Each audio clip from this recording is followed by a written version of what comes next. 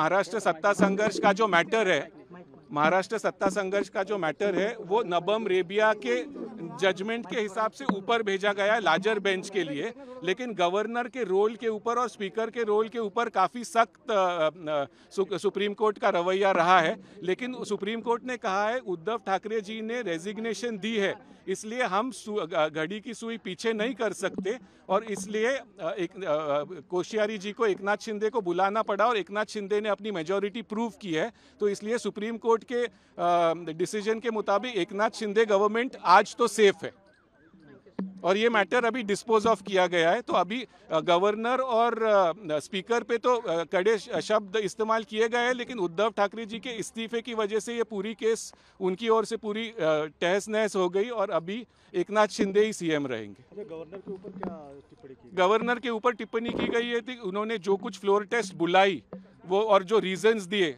वो रीजन सही नहीं थे, लेकिन उद्धव ठाकरे जी ने जो रेजिग्नेशन दिया वो 3 लाइन का ही दिया और उन्होंने कहा कि मैं रेजिग्नेशन दे रहा हूँ। उन्होंने ये नहीं कहा कि मैं इस रीज़न के लिए दे रहा हूँ। अगर वो फ्लोर टेस्ट फेस करते तो विप का भी उल्लंघन होता और तब कोर्ट सोचती कि उनको फिर से बहाल करने का, लेकिन उन्होंने इस्तीफा दे दिया, इसलिए कोर्ट ने कहा कि हम कुछ नहीं कर सकते। गवर्नर और स्पीकर के ऊपर कड़े शब्द इस्तेमाल किए गए हैं, लेकिन वो एकेडमिक तौर पर ही इससे बुरे नतीजे पर कोई ये नहीं पड़ेगा। लार्जर बेंच को भेजा गया है, लार्जर बेंच को सिर्फ नबम रेबिया, वो तो आगे के लिए कि नबम रेबिया केस क्या थी कि अगर किसी स्पीकर के खिलाफ किसी ने